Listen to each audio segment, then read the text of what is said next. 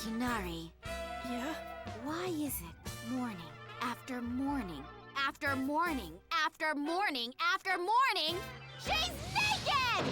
Welcome back, class. As you guys know, on this channel, I love talking about nostalgic anime that I think I remember enjoying, but I'm not sure if it was actually good or if the nostalgia brainworm has finally completed its hostile takeover. Think I'm still good because I still think Disney movies are garbage. So we're making it some. Today's specimen is Girls Bravo. Now, if you were around in the early 2000s, let me explain some. Anime was built different back then. This was the era where writers would throw a bunch of ideas at a wall, ignore which ones didn't make sense, and somehow create an entire series out of the leftover. And this is how we get some good-ass anime.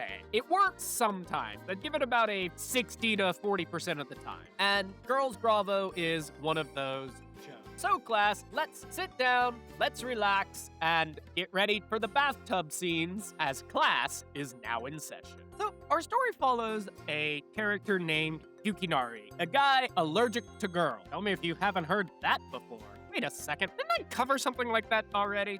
Shameless plug aside. The story follows Yukinari. He's allergic to girls because, as usual, they bullied him so much growing up. Now, before anyone asks if that is medically possible, remember, this is anime, and you're on a YouTube channel ran by a demon lord plague doctor. So, medical science left the building several thousand years ago. Yeah, this is where we're at. One day, his childhood friend punches him into a bathtub with enough force to send him into another dimension. And I fucking loved that. Writers were simply built different back then. And after arriving on this another world dimension thing called Seiren, he meets a girl named Miharu, who is somehow the only girl on the planet who doesn't trigger his allergy. Problem solved, right? Right? No! Because Seiren is populated roughly 90% women, which means our protagonist has essentially been dropped into the worst possible environment for someone whose entire body treats female interaction like a biohazard. Needless to say, chaos ensures. And honestly, that's pretty much the show. I mean, there isn't some massive plot driving everything forward. Yukinari and Miharu go back to Earth, and it's a standard slice of life anime. I don't know what you want from me. You know, there's not that evil emperor threatening the world, no mysterious prophecy. The plot mostly exists to get asked into increasingly ridiculous situations and then stand back to observe the damage. Kinda like me watching Twitter. Which, in fairness, is a perfectly reasonable strategy.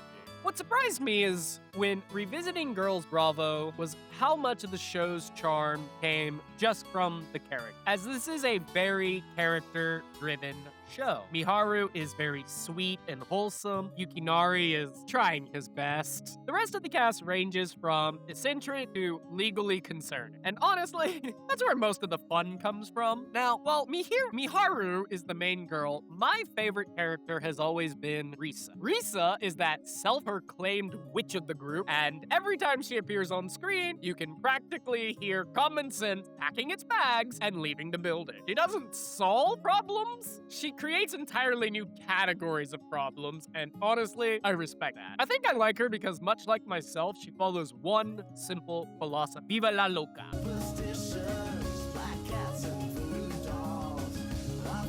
Every decision she makes feels like it was approved by exactly 0 responsible adults. Oh hey, I must have approved this. Responsible, never. You know, and somehow that makes her one of the most entertaining parts of the show. Of course, revisiting Girls Bravo also sent me down a rabbit hole, because I remember watching the anime years ago thinking, oh, the ending feels a little complete. So naturally, I did what every reasonable anime fan does. I convinced myself the manga would fix everything. Surely there was more story. Surely there were answers. Surely there was a grand conclusion waiting for me? Reader, watcher, viewer, whatever you are, there was not. The manga is only 10 volumes long, and somehow I walked away appreciating the anime filler ending more than the manga's actual That is not a sentence I expected to say when I started this experiment. In fact, I spent part of my reading experience operating entirely on denial. I kept telling myself, there must be more, there must be more. Maybe the anime added a bunch of filler since it was 24 episodes. Maybe the manga goes somewhere amazing. Maybe. No, absolutely no. Turns out the anime accidentally stumbled into a more satisfying conclusion than the source material. That's actually kind of impressive when you think about it. Though, to be fair, Girls Bravo was never really about the ending. It isn't the kind of series you watch because you're desperate to see what happens next. You watch it because you enjoy spending time with the cast. It's an episodic comedy wearing the skin of a harem anime. And I think that's something that a lot of people take for granted about early 2000 animes and animes we have now, as we don't see as many shows nowadays where it's just enjoying the journey, as the destination's not the point. And honestly, I think that's why I still enjoyed revisiting it. Is Girls Bravo a masterpiece? No, definitely not. Is it one of the greatest animes ever made? Also, no. Would I recommend it to everyone?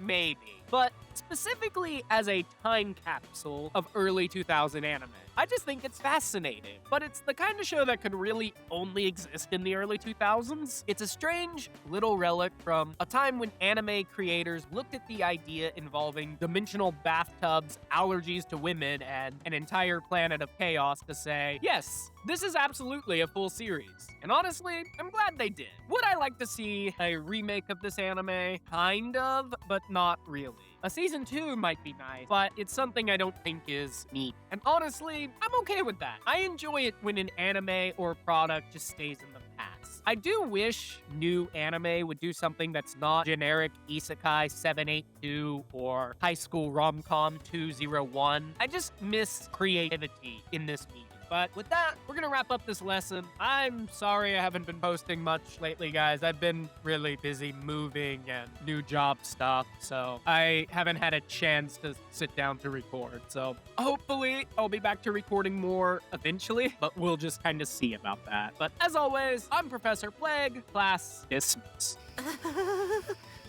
They're coming. The ones in red are coming after me. They're coming to catch me.